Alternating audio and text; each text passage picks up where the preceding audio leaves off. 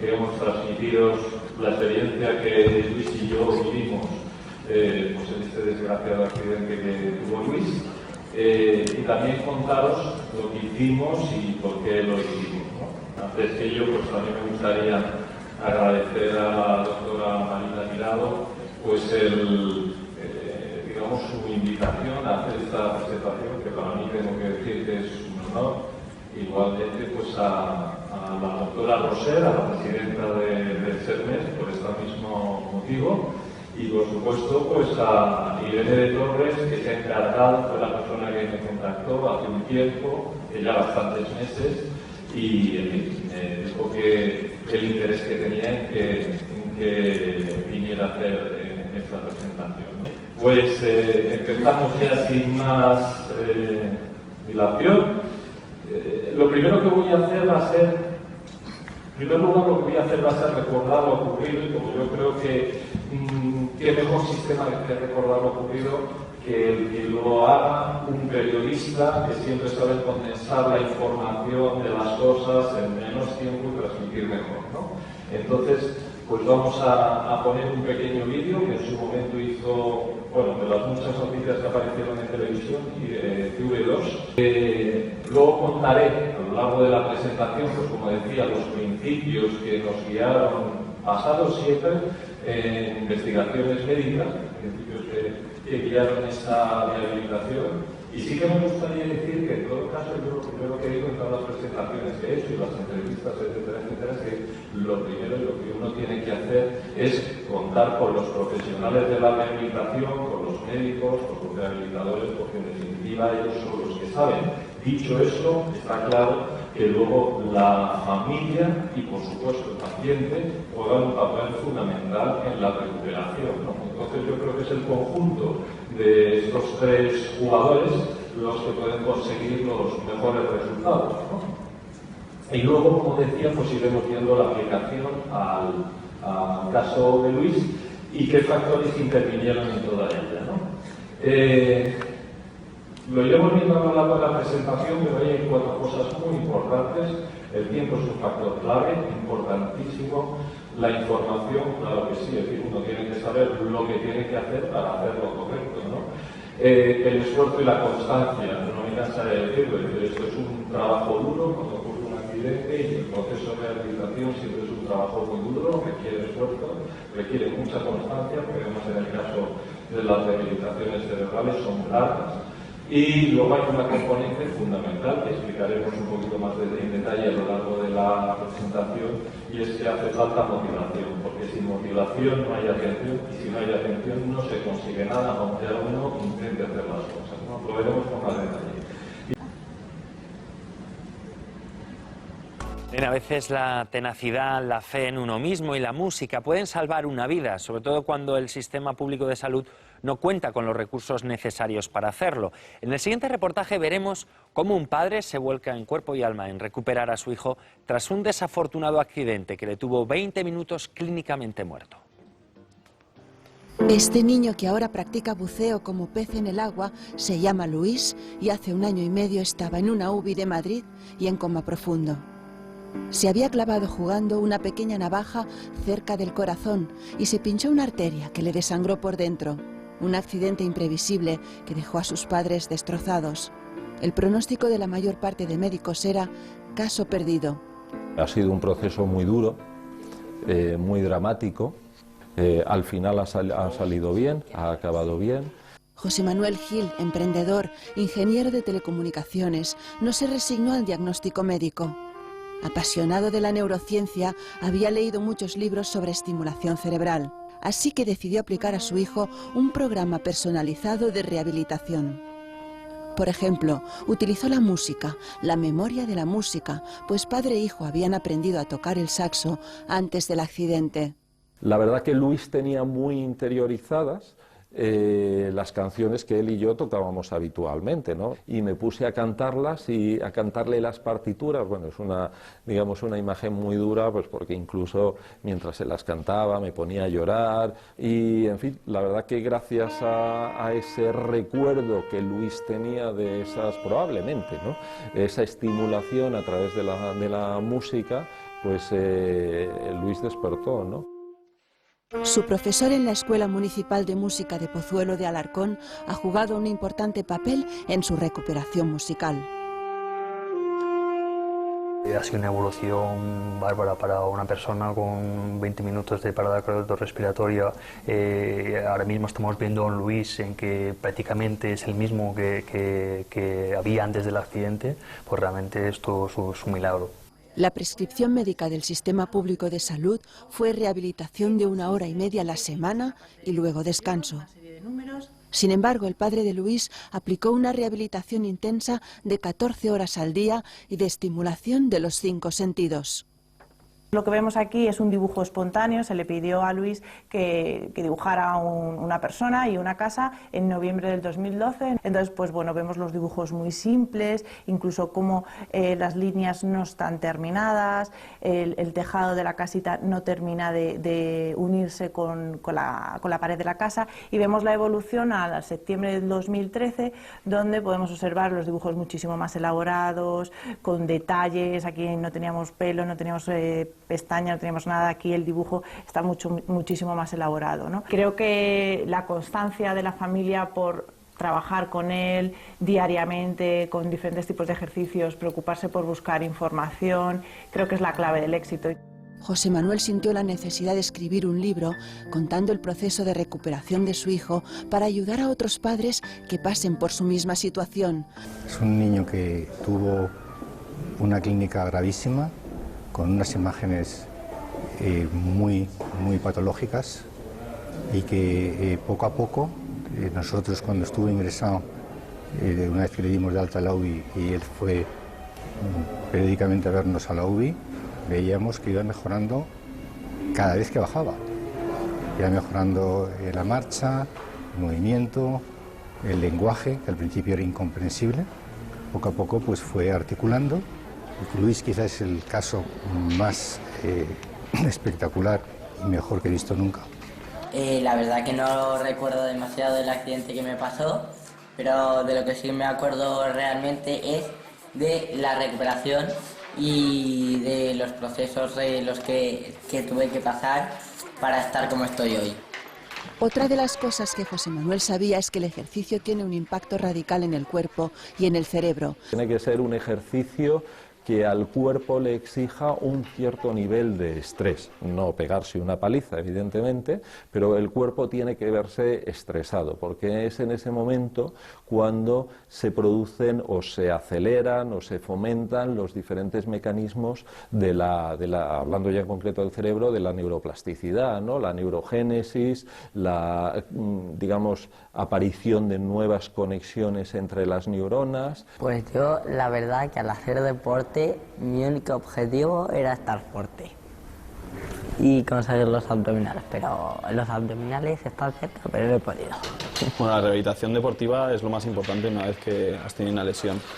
Bueno, ha sido sorprendente. La verdad es que yo empecé con él en mayo y en diciembre ya estaba corriendo la San Silvestre Vallecana y muy favorable su recuperación. En todo este proceso, Luis se ha dejado guiar por su padre, quien ha tenido que luchar con las opiniones contrarias de médicos, familiares y amigos. Pues él ha sido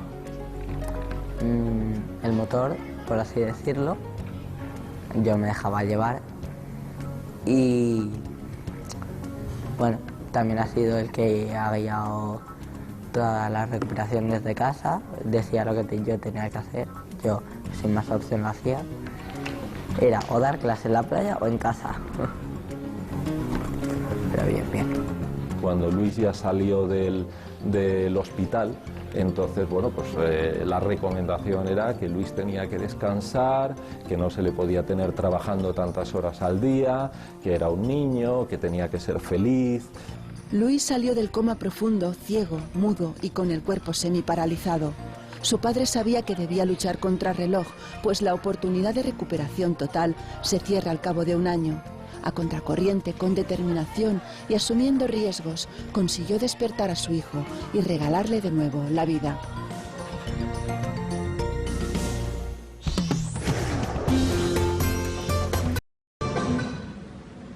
Bueno, como decía antes, aquí, digamos, en el caso de los accidentes cerebrales hay 4 elementos que son fundamentales y además que ya veráis que la guían. Primero es el tiempo, el esfuerzo, la constancia, la información y la motivación, ¿no? El tiempo es crítico porque cuanto antes se inicie la rehabilitación, más fácil va a ser recuperar, digamos, las conexiones perdidas o las neuronas que se han deteriorado pero que no han llegado a morir, ¿no? Una vez que uno tiene un accidente cerebral, lógicamente pues se produce no solo la muerte de las neuronas en el momento, como decía, el elemento tiempo es fundamental. Entonces, cuando ocurre un accidente y pasan, digamos, determinadas, pues a lo mejor un plazo que en determinados libros pues está hablando de 3 o 4 días una vez que ya ha pasado el accidente, o digamos, una vez que ya ha salido de la situación crítica cerebral, es muy importante iniciar los procesos de rehabilitación. Y iba a contar precisamente, ahora que he contado antes lo de los doctores, que nosotros nos pusimos a hacer, hasta la vez que Luis desertó, nos pusimos a hacer inmediatamente, hacíamos pesas, por poner un ejemplo. Yo me llevé unas mancuernas allí a la UCI, ¿no? Y todos sabemos lo que es una UCI, que a uno no le dejan hacer absolutamente nada, que está todo muy controlado, tiene que entrar con papucos, en fin. Un lugar, digamos, de cuidados intensivos y críticos, ¿no? Bueno, yo me llevaba aquí mis mancuernas y rápidamente nos poníamos Luis y yo a hacer cosas, ¿no? Lo más sorprendente es que a mí nunca me dijeron los médicos nada, cosa que además lo agradezco, ¿no? Y ellos observaban, entiendo que si no me decían nada es porque consideraban que lo que estaba haciendo, digamos, a lo mejor era un poco, digamos, no sé, innovador, ¿no? O no era muy habitual, por decirlo de otra manera, pero nunca nos dijeron nada, ¿no? Bueno, recuerdo que el doctor que ha aparecido aquí, que fue el intensivista que más cerca de Luis estuvo, dice que es el caso de recuperación mejor que nunca ha visto. Pues bueno, recuerdo que un día me dijo que no le pusiera la música tan alta y en fin, pero esto es otra batalla. Pero se la ponía precisamente para que saliera del todo. En fin, es una anécdota. Luego sí puedo la cuento. Lo que quiero decir es que nos pusimos a hacer la rehabilitación inmediatamente. Luis salió de esa situación crítica y la hicimos dentro de la propia UCI. Por supuesto, cuando llegamos a la habitación, una vez que le dieron de alta la UCI, pues continuamos todo este proceso un poco loco, ¿no? De intensivo, constante, cambiante, para intentar tocar todas las áreas cerebrales posibles, ¿no? En este conocimiento de que en el cuerpo humano lo que no se usa se pierde y lo que queda desconectado se acaba perdiendo también, ¿no? Entonces, muy importante el tiempo y también muy importante porque al final en el caso de los accidentes cerebrales hay un plazo, bueno, que en determinados libros habla de 1 año y en otros de 2, pero lo que está claro es que hay un plazo donde esa recuperación es más, digamos, se produce con mayor facilidad, ¿no? Bueno, esto yo siempre pongo un ejemplo muy sencillo de entender. Todos nos hemos caído de pequeños, nos hemos hecho una herida de la rodilla y esa herida, pues a lo mejor, cuando somos pequeños, ahora ya tarda más, pues se va cerrando poco a poco, pues tarda un día, la costa se va haciendo cada vez más pequeña, al final se cae y tenemos la herida reparada. En el caso de un hueso, pues tardará más, tardará unas semanas o tardará meses, pero también tiene un plazo. Y en el cerebro también está ese plazo, que oscila entre 1 año o 2 años, según autores, pero que es el momento donde las posibilidades de recuperación es mayor. Por eso también es muy importante aprovechar ese plazo, trabajando todas las horas que sea posible durante ese tiempo, porque una vez pasado ese plazo, aunque la recuperación va a seguir siendo posible, va a costar más. Luego el ratón ese con el casco y el queso, básicamente lo que está diciendo es que no hay que tirar la toalla. O sea, esto es una cuestión de constancia, hay que trabajar mucho, son rehabilitaciones muy largas y bueno, pues uno tiene que estar intentándolo constantemente, ¿no? Y luego el último es que, claro, nadie ha dicho que esto vaya a ser fácil hacerlo, por supuesto, y más teniendo en cuenta que no todos los accidentes cerebrales son iguales, ni todos tienen las mismas consecuencias, y ya algunos que sean más dificultosos que otros, también la edad influye, evidentemente, ¿no? Pero que en la medida en la que uno consiga resultados y consiga mejorías y que tenga menos, digamos, secuelas tras el accidente, pues habrá valido la pena, ¿no? Voy a intentar ir un poquito más rápido, que si no me voy a ir. Es muy importante saber estos conceptos que además son aplicables a cualquier persona, al cerebro de una persona accidentada y al cerebro de cualquier persona joven o mayor, ¿no? La modelación del cerebro depende de la experiencia y esa modelación se va haciendo a lo largo de los años, desde que uno es muy pequeñito, desde que nace, los impulsos que va recibiendo a través de los cinco sentidos, lo que va aprendiendo a lo largo de los años, y eso va formando nuestro cerebro, que se forma a través de la experiencia y el aprendizaje, ¿no? Entonces, cuanto antes se inicie mucho mejor, y lógicamente todo ello al final va a redundar en tener mayor capacidad cognitiva, habilidad mental, mayor rapidez y eficiencia en la ejecución de tareas, en fin, bueno, digamos una serie de beneficios que además son conocidos por todos. Cuando antes empieza uno, por ejemplo, si hablamos, voy a poner un caso sencillo de la música, ¿no? Cuando uno empieza de pequeñito a aprender música, pues mayor probablemente puede llegar a ser un verdadero artista o virtuoso. Igual ocurre cuando uno aprende un idioma de pequeño, es mucho más fácil que consiga ser bilingüe, digamos, como si fuera nativo, que cuando uno lo aprende de mayor, que le cuesta más, ¿no? Es muy importante entender además que el cerebro es como un músculo con una diferencia muy importante, ¿no? Es como un músculo porque cuanto más se le hace trabajar, más poderoso se hace, más conexiones se establecen en él, más capacidades se desarrollan en él. Pero hay una diferencia fundamental frente, digamos, a los músculos. Yo sin ser médico, pues todos sabemos que cuando uno a lo mejor se pasa pues haciendo ejercicio físico, pues a lo mejor puede tener alguna lesión, alguna rotura de fibras o lo que sea. En el cerebro esto no pasa, es decir, uno puede estar trabajando todas las horas que quiera, como mucho lo que va a ocurrir es que se le va a cansar. Todos hemos experimentado esa sensación cuando estamos estudiando, cuando estamos desarrollando nuestro trabajo, al final después de horas de estar utilizando el cerebro es que se cansa. Pero no tiene ninguna otra trascendencia más que uno se va a dormir o cambia la tarea o se va con unos amigos y esa es toda la consecuencia que puede tener, descansar un poco y volver a hacer la tarea. Eso era lo que hacíamos Luis y yo, por lo que hicimos Luis y yo durante toda la rehabilitación. Entonces, tenía dos motivos, ¿no? Uno primero era que había que intentar, digamos, reaprender todas las cosas que Luis había perdido con ese accidente cerebral, pues aprender a hablar, aprender a vestirse, aprender a escribir, aprender a leer, aprender a sumar, porque lo perdió todo. Entonces, teníamos que ir tocando todas esas áreas, y además ahí establecimos una prioridad, de tal manera que dibujar, por ejemplo, voy a poner este caso, no fue de las primeras cosas que hicimos. ¿Por qué? Porque no era una prioridad, eran las cosas que eran más importantes, que consiguieron recuperar antes y que fueron un buen dibujante.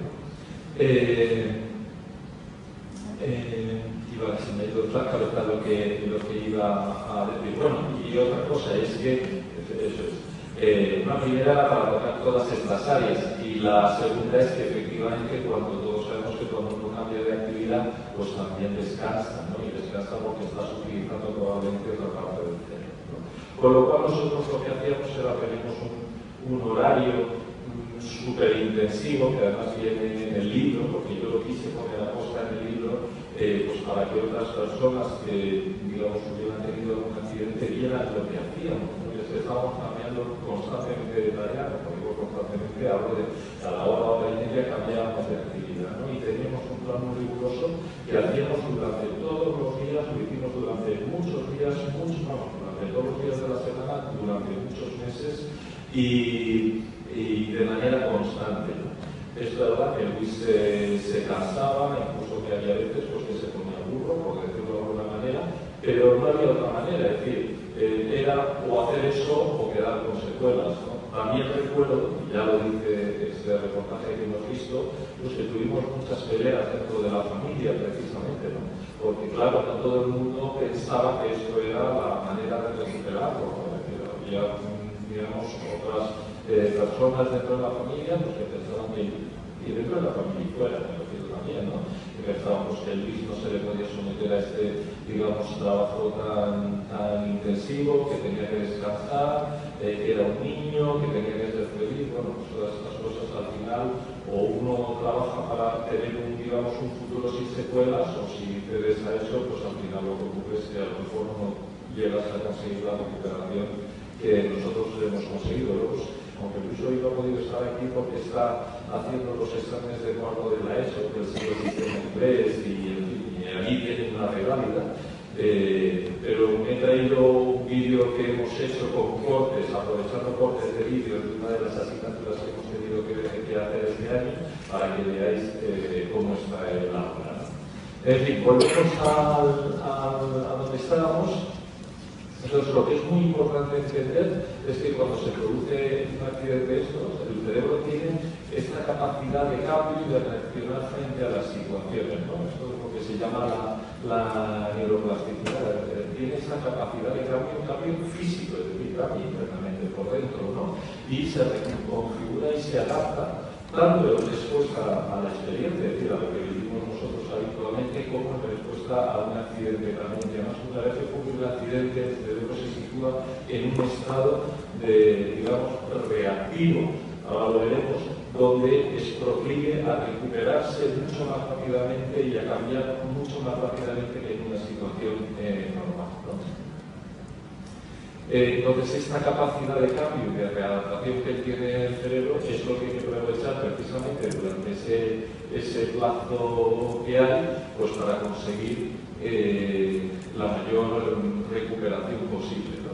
Es verdad que esta capacidad de adaptación o de reconfiguración es mayor en los niños que en las personas mayores, pero incluso se ha visto de muchos estudios, se ha visto que incluso en personas ya adultas que cuesta más, pero también se puede conseguir. Estaba leyendo esta mañana el caso de una persona que tras un ictus estuvo 45 años y después de aplicarle determinadas técnicas consiguió mejorar a los 45 años, ¿no? Es decir, es una barbaridad, pero ello demuestra que efectivamente el cerebro tiene esta capacidad de cambio.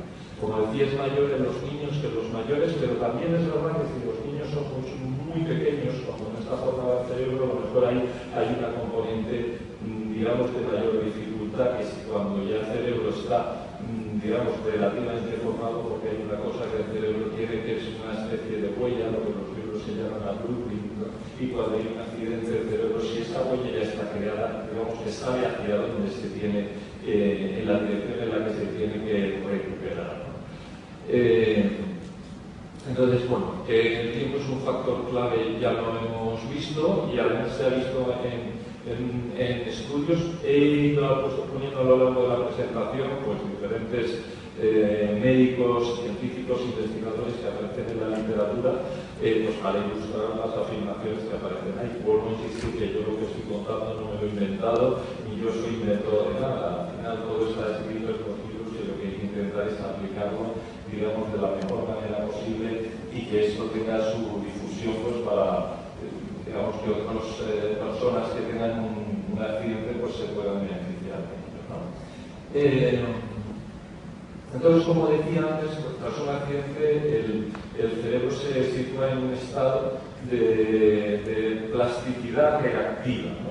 Y en estas situaciones es más fácil que se establezcan conexiones entre las neuronas, es decir, que se recuperen las conexiones entre las neuronas. Pero lo que está claro es que necesita la experiencia, porque la experiencia es lo que le guía a cómo establecer adecuadamente esas neuronas, esas conexiones. Si no tiene esa experiencia, que si nosotros probablemente, Luis y yo, pues a lo largo de ese periodo de rehabilitación tras el accidente, no hubiéramos ido intentando reaprender todo lo que hicimos, que si el submarinismo, el patinar, el dibujar, tocar el saxo, pues probablemente hubiera recuperado parte, pero con toda seguridad no se hubiera recuperado de igual manera, porque el cerebro necesita esta experiencia para establecer adecuadamente las conexiones, ¿no? Cuando se encuentra en ese estado de plasticidad reactiva tras un accidente, ¿no?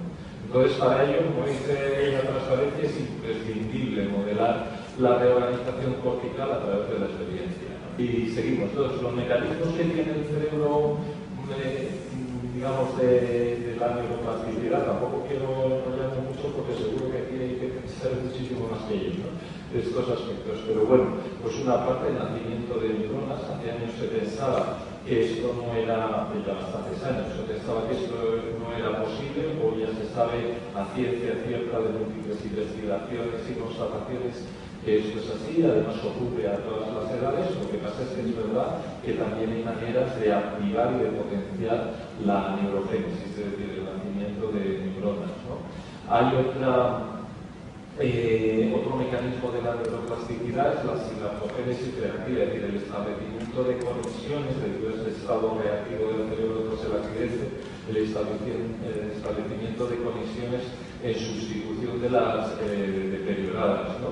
Luego ocurre que además en esta situación también se segregan dentro del cerebro una serie de sustancias, porque hay una de ellas, pero hay más, que además fomentan la armonización de las neuronas y el establecimiento de conexiones entre ellas, ¿no? Veremos también que hay otras maneras de potenciar esa armonización, ¿no? Y no solo eso, hay otras maneras de, digamos, más mecanismos de la neuroplasticidad. También se han visto que cuando una parte del cerebro ha sido deteriorada, las funciones que se hacían en esa parte, digamos, con la terapia adecuada, es posible llevárselas a otro sitio, a otra parte del cerebro, que va a hacer de sustituto digamos, de la parte del cerebro dañada, ¿no? También una parte, por ejemplo, del cerebro, cuando no recibe señal, se reasigna a otra función, que es lo que se llama ahí como crossnodal reassignment, ¿no? Es decir, nosotros tenemos una parte del cerebro que antes se dedicaba, por ejemplo, a la vista, y eso es el caso que cuento yo en el libro, ¿no? Y como cuando esa parte del cerebro, por alguna razón, deja de recibir señal, el cerebro, que hay una competencia entre las neuronas para coger, digamos, área y asignarla a diferentes funciones, pues la van cogiendo, ¿no? Es lo que cuento yo en el libro, como Luis, cuando, digamos, perdió la vista inicialmente, empezó a desarrollar muchísima sensibilidad en el oído y según fue recuperando otra vez la vista, fue volviendo a perder esa sensibilidad extrema en el oído. Y es precisamente porque la extensión del área cerebral que se dedica a la vista, como ya la perdió, empezó a ser cogida por el oído, ¿no? Esto ocurre, por ejemplo, en los ciegos también, cuando aprenden braille, etcétera, etcétera. En fin, es otro mecanismo de neuroplasticidad, ¿no? Por supuesto, el establecimiento de caminos, ¿no? Es decir, cuando las neuronas mueren, si no se han podido regenerar, pues se pueden establecer mecanismos paralelos, alternativos, para sustituir a las que han sido dañadas, ¿no? Y luego además también se sabe que grupos de neuronas hacen funciones determinadas, pero funciones, digamos, como, decirlo de alguna manera, operadores que intervienen en determinadas funciones genéricas de mayor nivel y son los mismos grupos, de tal manera que se comparten neuronas, por decirlo de alguna manera. En fin, no quiero enrollarme más con esto. Lo que quiero decir es que hay muchos mecanismos de neuroplasticidad y lo que hay que intentar es beneficiarse de todos ellos para conseguir una recuperación máxima, ¿no? Entonces, hay que intentar potenciar todos esos mecanismos de la neuroplasticidad para, como decía, mejorar las posibilidades de una recuperación óptima. Entonces, ¿cómo se potencia?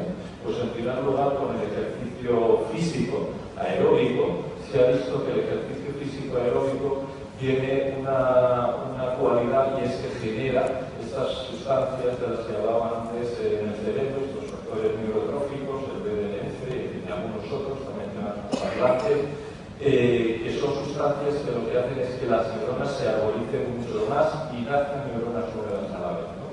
Entonces, por eso nosotros, Luis y yo, según empezamos, salió, digamos, de la situación de accidentado, nos pusimos rápidamente en la UCI, aunque no era, digamos, del todo heroico, pero hacer pesas, claro, no nos podíamos poner allí a correr, ¿no? Pero inmediatamente que Luis salió del hospital, todos los días era una obligación salir a correr con él, ¿no? Además, en particular, correr está descrito en los libros de medicina, de neurorehabilitación, ¿no? Entonces, todos los días salíamos a correr.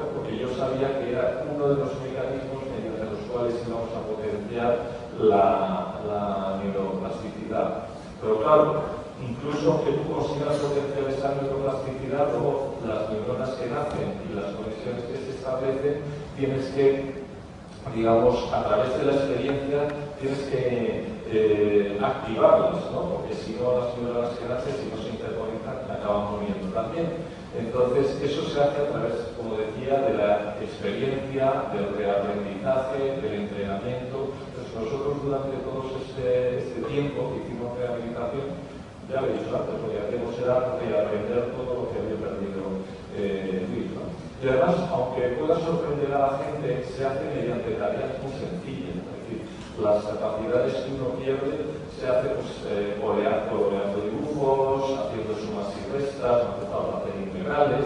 En fin, son tareas muy sencillas, pero lo que sí que es muy importante es ir tocando todas estas tareas de manera continuada y muy constante, ¿no? Y luego hay un último punto, que aunque yo siempre digo que no es probablemente el más importante, que es, pues hay una serie de compuestos, medicinas, que se sabe que mejoran el funcionamiento del cerebro. Evidentemente, si uno tiene un accidente y piensa que tomándose 2 pastillas se va a recuperar del accidente, que se olvide, porque eso no va a ser así. Entonces, lo primero es el aprendizaje, el trabajo, lo que viene ahí como ejercicio neurológico, el trabajo neurológico.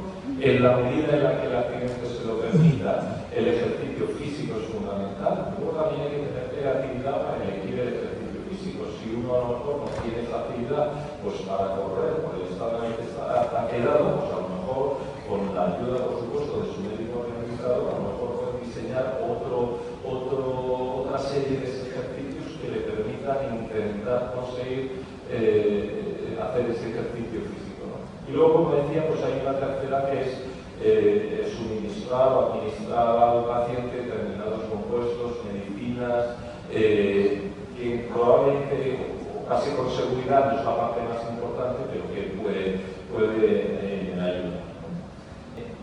Estos son los mecanismos que ya hemos mencionado antes de la neuroplasticidad.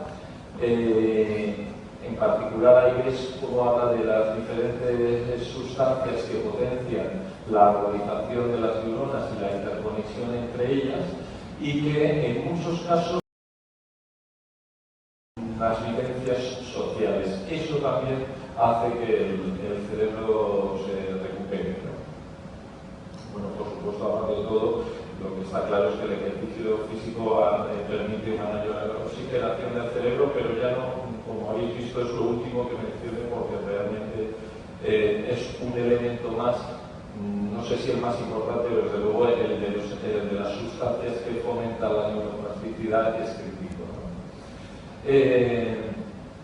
Luego, claro, hay que estimular al cerebro para que, digamos, se establezcan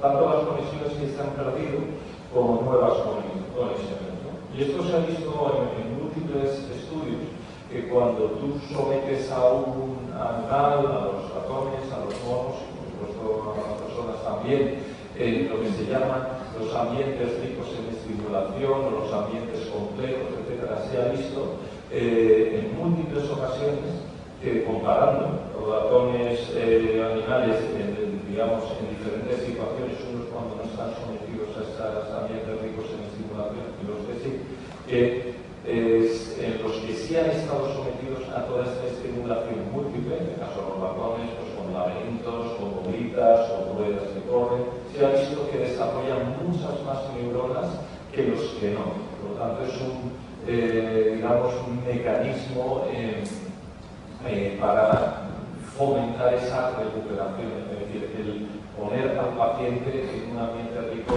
en estimulación, pues a través de lo que decimos, toda clase de estimulaciones, las caricias, la música, el sonido, las tareas, el contacto social, todo esto es lo que se considera un ambiente rico en estimulación, ¿no? Por eso, ahí veis la foto de Luis debajo del agua. Cuando Luis y yo, tras el accidente, pocos meses después del accidente, nos sumergimos. Luis, por supuesto, antes del accidente ya era submarinista, y yo también. Pero, ¿por qué lo hicimos? no solo porque Luis reaprendiera esa tarea del submarinismo, que desde luego no era una prioridad para mí, para él, sino porque es estar debajo del agua, es un ambiente donde uno está muy estimulado, entre otras cosas porque no es el tuyo, es decir, tú no pisas el suelo, no estás respirando, digamos, estás rodeado de agua, respiras aire, pero no de la misma manera, y entonces, claro, tú sientes que estás muy estimulado. Entonces, por esa misma razón, está ahí esa foto de Luis. Esa foto de Luis está tomada cuando se estaba rehabilitando, y ese fue el razonamiento por el que lo hice, ¿no? Para conseguir, digamos, beneficiar a Luis de esa propiedad que era los ambientes ricos en estimulación. Ahí lo veis en Rich Environments, Environmental Complexity, aparecen los libros llamados de determinadas maneras muy similares, ¿no? Luego veis ahí la foto de Luis cuando estaba en el hospital y pues, le poníamos las gafas, unas gafas multimedia que le hicimos pues, para estimularle a través de la vista, ¿no? O esas botellitas de gas comprimido, pues que lo utilizaba yo para estimularle la piel, pues echándole aire frío. Eso es algo que no le va a perjudicar a nadie, sin embargo es un estimulante, que esté aire helado, el cuerpo le verá si a uno de estimular. Pues todo este tipo de cosas es las que uno tiene que intentar hacer, en primer lugar para sacar a la persona del coma, que es por lo que lo hacía yo, ¿no? Y ahora acabo de hacer un inciso para hablar de eso. Es muy importante que la persona salga del coma cuanto antes. Esto es evidente, no hace falta que lo diga, porque en la medida en la que no sales del coma, primero, no puedes iniciar la rehabilitación, y en segundo lugar, se te siguen deteriorando las neuronas porque no hay esa actividad necesaria para ir tocando diferentes partes cerebrales. Entonces, esto era básico, ¿no? ¿Cómo lo hicimos Luis y yo? Pues intentando, yo me llevaba allí a la UCI toda clase de inventos que se me ocurrían, pues las gafas multimedia, el spray helado, en fin, bueno, aquello parecía un circo, eso es la realidad, ¿no? Y algunas funcionaron y otras no funcionaron, ¿no? Pero bueno, el objetivo era que Luis saliera del coma, y la música pues fue, digamos, el elemento con el que despertó, ¿no? Él tocaba el saxo antes del accidente, y la emoción es digamos, un elemento importantísimo. Lo vemos en la siguiente transparencia. Sí. La emoción tiene una capacidad de estimular en el cerebro enorme, ¿no? Y siempre pongo un ejemplo muy sencillito, ¿no? Pues si a nosotros nos ponen una canción cualquiera, nos puede gustar más o menos esa canción, pero si esa canción nos evoca algo, no sé, imaginaros que te evoca la canción con la que te diste el beso con tu primera novia, o poner algo, ¿no? Y eso tiene un poder, digamos, que va mucho más allá, o trasciende mucho más allá en el cerebro de lo que es escuchar la música. Es decir, tiene ese poder de la emoción, y es importantísimo para el cerebro porque tiene un poder muy estimulante, la emoción, las caricias, el tacto. Y en fin, pues cuando Luis y yo estábamos en esta situación, eso es una foto real de Luis cuando estaba todavía en coma, yo estaba en las Caracas, y ahí solo lo consigue a base de repetir, ¿no? Y cada vez que uno lo repite, cada vez lo hace mejor, ¿no? Y consigue llegar más lejos. Y de eso es de lo que se trata, ¿no? Ya lo hemos mencionado, es decir, es importante evitar la pérdida de esas funciones cognitivas por el paso del tiempo. La pérdida definitiva, ya las has perdido, pero la pérdida definitiva, ¿no? Entonces hay que repasar, repetir y aprender las tareas, ¿no? Y como decía, es muy importante que esa repetición sea intensiva. Ahí veis el término que utilizaba un neurólogo que se hizo muy famoso, es uno, digamos, de los padres de todos estos conocimientos que se saben ahora acerca del cerebro, el doctor Tao, y él llama más practice, ¿no? Es decir, que había que hacer la práctica de manera masiva, ¿no? Constantemente durante muchas horas al día. De hecho, fue el que descubrió, inventó otra terapia para recuperar, digamos, la pérdida de funciones, que se llama Constructive Use Therapy, que es cuando un enfermo tras un accidente ha perdido la movilidad a lo mejor de un miembro, en vez de dejarle que la recupere, digamos, de manera espontánea, lo que hay que intentar es que la recupere bien esa movilidad en el miembro que no la tiene, pero bloqueándole el que le funcione, ¿no? ¿Por qué? Porque el cerebro es un poco vago en ese aspecto y cuando algo le resulta difícil, ya lo es normal por la vía más fácil. Entonces, nosotros con Luis eso lo hicimos también.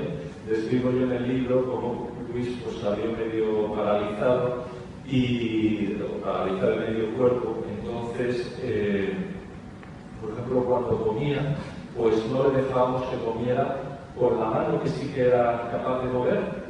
Creo que era recordar que era la que podía mover era la izquierda, la derecha la derecha.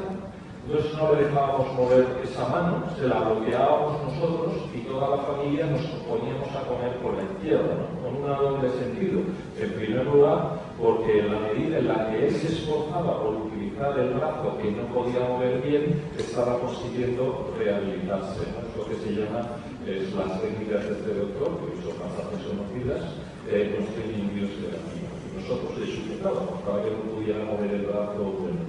Y luego, por otra parte, pues también hacíamos otra cosa, que era comer todos los demás de esa misma manera, ¿para qué? Para motivarle, para que él lo hiciera, porque claro, no tiene mucho sentido nosotros comiendo con la derecha y él al revés. Entonces, pues teníamos que todos hacer ese mismo ejercicio y lo hacíamos también, ¿no? Y aquí hemos acabado en un punto que es fundamental, el de la motivación. Es decir, al final el enfermo tiene que estar motivado para pasar por todo este calvario, porque no es otra cosa de esfuerzo constante, dedicación, trabajo, y tiene que estar motivado. Pero claro, muchas veces no es fácil motivar al enfermo, ¿no? La preocupación, a lo mejor esto no lo entiende fácilmente, ¿no?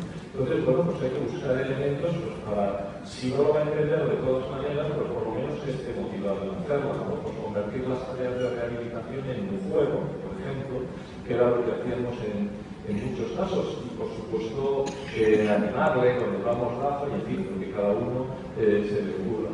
Lo que es verdad es que aquí la familia tiene un papel fundamental, porque por mucho que uno sea médico y mucho sea rehabilitador, evidentemente quien tiene el ascendente emocional sobre las personas lo tienen los padres, la familia, los hermanos.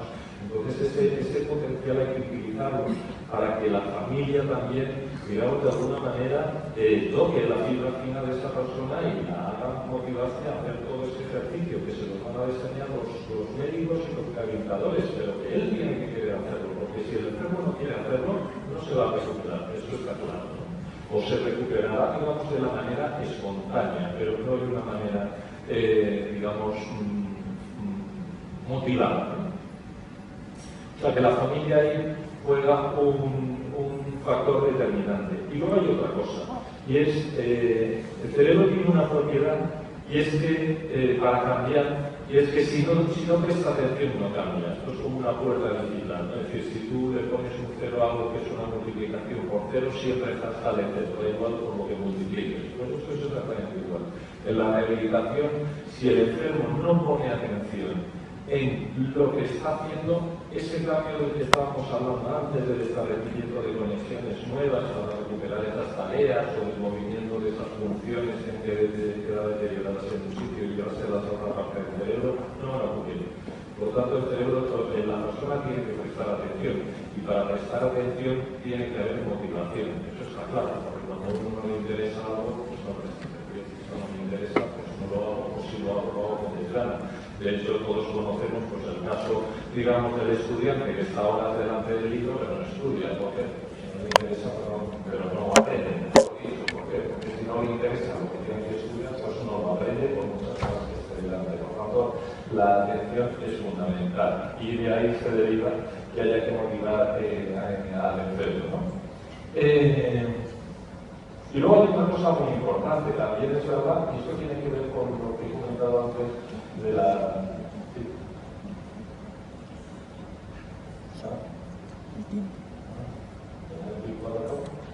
Es que me ha empezado tarde, Marina.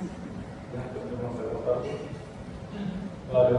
Bueno, pues como, en fin, yo creo que más o menos casi todo ya está contado. Desafortunadamente hemos empezado tarde, esto estaba más o menos previsto que fuera una hora. Pero bueno, dicho eso, yo creo que casi todo está contado. Sí que un par de cositas más. Se ha visto que hay determinadas sustancias que mejoran la posibilidad de establecer conexiones entre las neuronas, entre ellas, por ejemplo, la nicotina. Eso no significa que se vaya a poner al enfermo a fumar, ¿no? Pero quiere decir que sí que se ha visto que hay elementos que mejoran la recuperación. Ya voy a pasar un poquito más rápido, lo vamos a colgar eso en Facebook y el que quiera que lo vea si es que le interesa. Y luego también pues hay determinados compuestos y medicamentos, compuestos y sustancias, muchos de ellos naturales, que ayudan a la mejoría y al mejor funcionamiento y mayor rendimiento de las neuronas. Aquí menciono yo algunos, en el libro están explicados todos, esto forma parte también de la cultura médica, o sea que no hace falta que yo lo explique, y más que encima tenemos un poquito de prisa. Para acabar entonces, cuando yo digo en el libro lo de los tres ejes, esos serán los tres ejes, una parte del ejercicio físico, por otra parte del trabajo neurológico continuo y cambiante, y luego estos compuestos de mejora. Y bueno, pues ahí hay unas cuantas opiniones de personas que han conocido el caso de Luis, el caso del doctor Alvarado, el jefe de la UCI de allí de La Paz, de la UCI infantil, que nunca había visto un caso de 30 años como él, el intensivista de la UCI que ha aparecido en el vídeo, o la opinión de uno de los jefes de neurología de un hospital alemán al que fue Luis para que le diera la lista, ¿no? Y en fin, estas cosas nos puede pasar a cualquiera, lo que tiene que hacer es cuidar su cerebro. Voy a acabar simplemente ya enseñando, como decía, como Luis no ha podido venir, pues... el viaje de Luis empieza así. Voy a enseñaros ahora para que veáis la recuperación que ha tenido. Accidentalmente, mientras juega en el sofá, se clava una navaja en el corazón. Se desploma al instante. El equipo de emergencias trata de reanimarlo, sin éxito. Durante 20 minutos, Luis está clínicamente muerto. Esto que hicieron en Antena 3, yo he aprovechado el vídeo para ahora conectar con los vídeos que enseñan de verdad cómo está él. Pero queda sumido en un coma profundo. Los médicos, que le han dado por perdido, informan a su familia que solo cabe esperar y tratar de estimularle. José Manuel, su padre y el resto de su familia saben que la pelea acaba de empezar. Con todos los métodos a su alcance tratan de despertarle. Le rocían con aire comprimido helado, le colocan unas gafas multimedia, le hablan, le cantan. Por momentos la UCI parece un pequeño circo, pero nada parece funcionar. Hasta que por fin, un día, una música especial consigue nuevamente el milagro. Sus dedos empiezan a moverse. Se despierta ciego, sin habla y paralizado, pero su cerebro está vivo.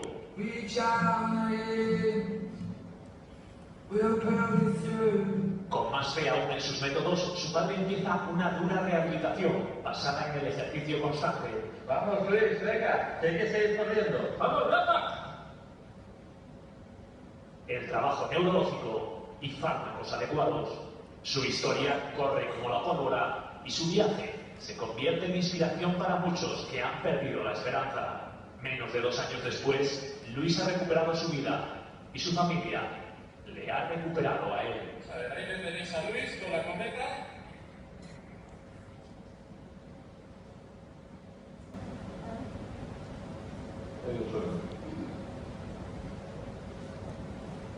Ahora vienen los vídeos, no sé por qué tendrá que los vídeos. Esta es la parte de lo que es Luis ahora. Esto es del año pasado, el último que me entrega el año pasado. Estos vídeos los tomamos para una asignatura de gimnasia que le piden que grabar unos vídeos donde le muestren las capacidades en los diferentes deportes que hace. Bueno, y ahí le tenéis al tío corriendo, claro, ya ha cambiado, ya no es un niño. Es un niño de 12 años. Aquí está tomando las tenis que quiere mostrar, pues, porque todo esto te lo ponéis en Inglaterra, ¿no? Para la asignatura de gimnasia.